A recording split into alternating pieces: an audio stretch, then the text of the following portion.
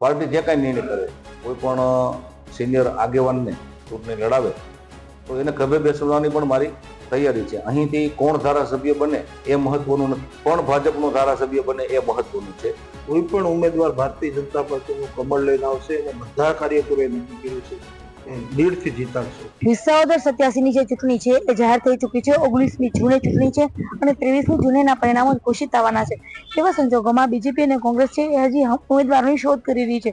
આજે બીજેપી દ્વારા જૂનાગઢના જિલ્લા કાર્યાલય એટલે કે દીનદયાળ ભવનની અંદર આજે જે સેન્સની જે પ્રક્રિયા છે એ હાથ ધરવામાં આવી હતી અને સેન્સની આ પ્રક્રિયા લેવા માટે ખાસ કરીને ગુજરાતના પ્રદેશમાંથી મોહનભાઈ ગુંડારિયા, ગૌતમભાઈ અને સાથે સાથે અમીબેન પારેખ પણ આવ્યા હતા. આ 3 લોકોએ જે સેન્સ લીધી છે એ સેન્સ પ્રક્રિયાની અંદર કુલ 7 થી 8 લોકોએ દાવેદારી રજૂ કરી છે, જેની અંદર પૂર્વ ધારાસભ્ય હર્ષદ રીબડિયા અને પૂર્વ ધારાસભ્ય ભૂપત ભાયાણી પણ દાવેદારી રજૂ કરી ચૂક્યા છે.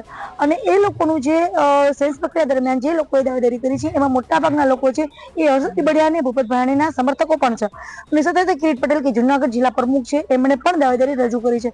હવે આવા સંજોગોમાં ચૂંટણીનો જે ગાળો છે એ ખૂબ ઓછો છે, કારણ કે 15 દિવસ જ ચૂંટણી માટે વધે છે અને આવા 15 દિવસોની અંદર જે કોઈ પણ ઉમેદવાર ચૂંટણી માટે નક્કી થશે એ ઉમેદવારે 15 દિવસ સખત મહેનત કરવી પડશે.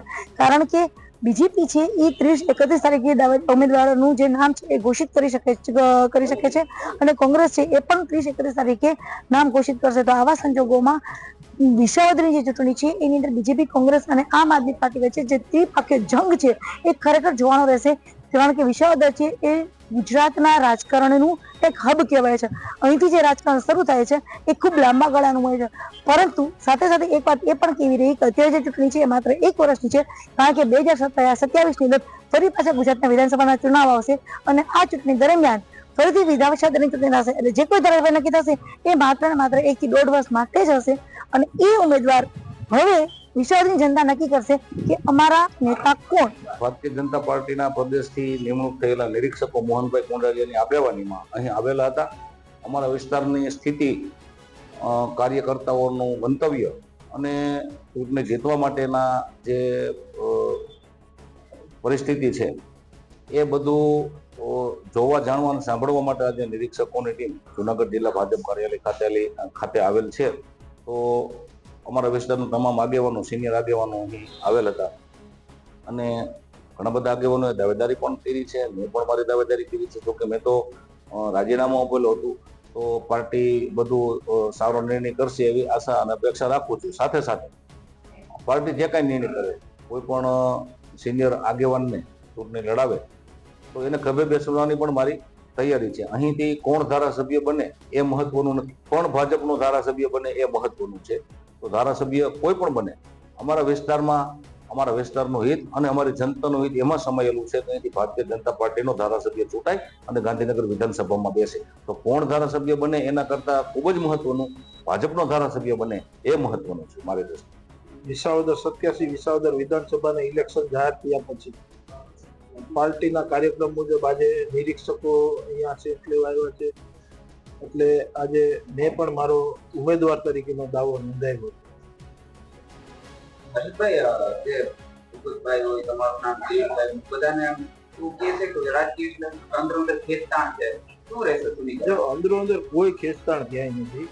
કોઈ પણ ઉમેદવાર ભારતીય જનતા પાર્ટીનું કમળ લઈને આવશે અને બધા કાર્યકરોએ નક્કી કર્યું છે લીડથી જીતાડશે. છેલ્લા 10 વર્ષથી બીજેપીનું શાસન છે વિસાવદરમાં નથી અને ગઈ વખતે પણ એની પહેલા કોંગ્રેસમાંથી જીત હતી. હવે આ વખતે બીજેપી કેવી મહેનત કરે છે જેથી કરીને આ ચૂંટણી જીતી શકે?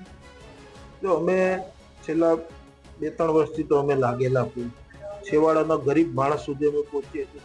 ખેડૂતોના અનેક પ્રશ્નો પણ વિધાનસભાથી સરકારમાં જ્યાં રજૂઆત કરીએ સોલ્વ પણ કરેલા. ખેડૂતો અડધી રાતના અમને ફોન કરે કે અહીંયા કંઈક પ્રોબ્લેમ થયો છે, અમે ત્યારે ઊભા રહીએ છીએ.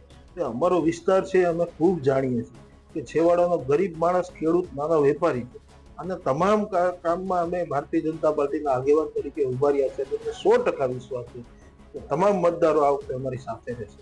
ચૂંટણીના દિવસો છે ખૂબ ઓછા છે. જે કોઈ પણ ઉમેદવાર ઘોષિત થશે એના માટે આ બાકીના 15 દિવસો કેવા રહેશે?